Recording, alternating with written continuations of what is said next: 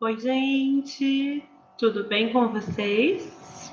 Hoje, na nossa aula, nós continuaremos falando da história da psicologia, pensando em como foi o início, os projetos da psicologia como ciência.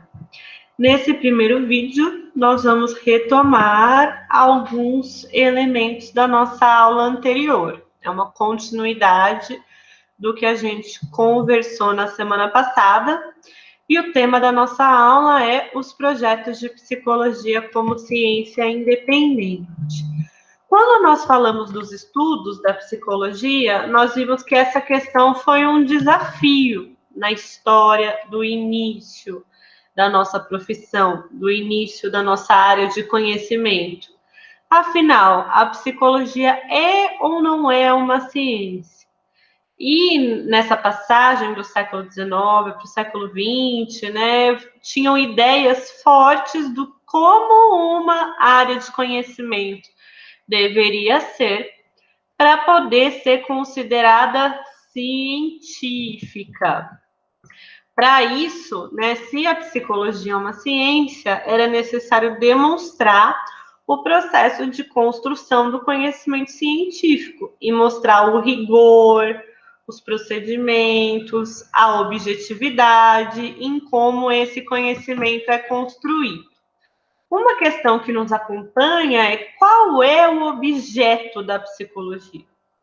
O que a psicologia estuda? Qual é o nosso objeto de estudo? E também qual é o método para estudar esse objeto? Então, foi um desafio no início da psicologia que o objeto de estudo fosse científico e, principalmente, o método para estudar esse objeto fosse um método validado, reconhecido, legitimado como científico. E a principal questão é: se a psicologia vai estudar os pensamentos, as emoções, os sentimentos, as motivações, a imaginação, como que com tantas questões subjetivas nós vamos construir um conhecimento objetivo?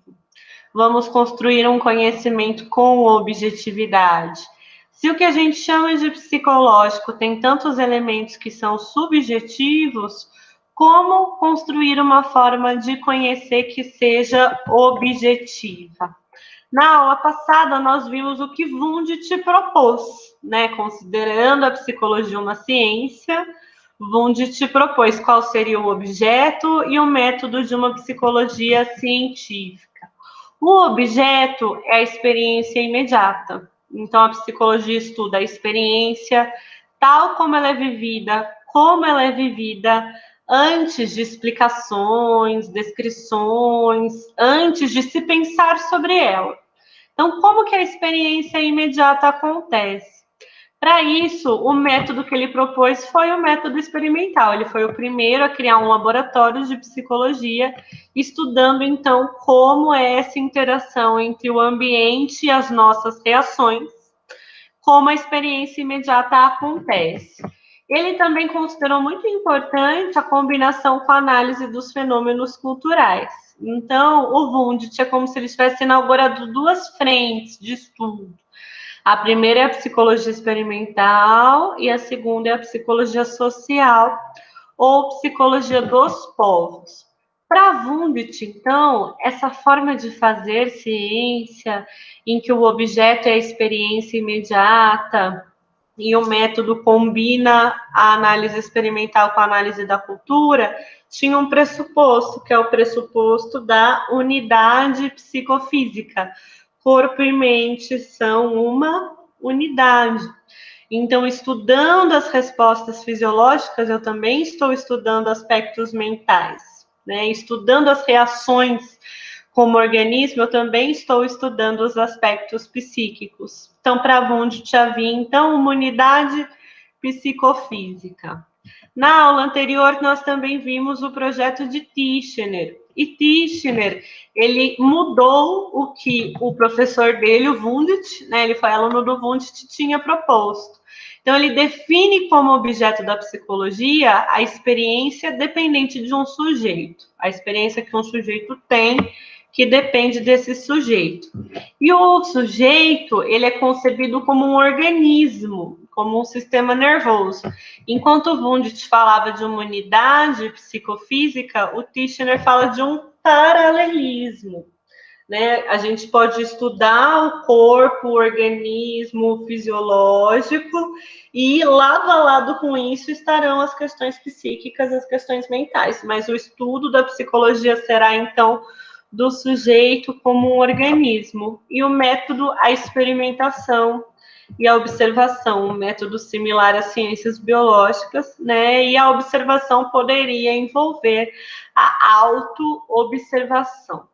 O pressuposto para o projeto de psicologia proposto por Titchener, então, é do paralelismo psicofísico. Na aula passada, nós vimos também uma corrente chamada funcionalismo, que olhava bastante da perspectiva da biologia evolutiva. Então, os processos, operações e atos psíquicos, eles seriam fundamentais para a nossa sobrevivência como espécie, para a nossa adaptação ao ambiente, para a nossa evolução. Então, o objeto é olhar como foi que esses processos nos tornaram adaptados ao ambiente, em uma perspectiva evolutiva. A psicologia seria, então, uma ciência biológica. Esse é o começo, né? Essas três formas de pensar, elas são o começo de um embate, né? O que é a psicologia? Se a psicologia é uma área de estudo, o que a psicologia vai estudar? A própria palavra psicologia é o conhecimento sobre a psique. Então, o que significa dizer que a psicologia estuda a psique? Ou será que a psicologia estuda a mente? Se a psicologia estuda a mente, o que é a mente? Né? As emoções? Os pensamentos? Como que a psicologia estuda nossas emoções? Como que a psicologia estuda nossos pensamentos? Nossas percepções são elementos subjetivos, e isso vai colocando desafios para que a gente possa fazer um conhecimento de fato objetivo sobre eles.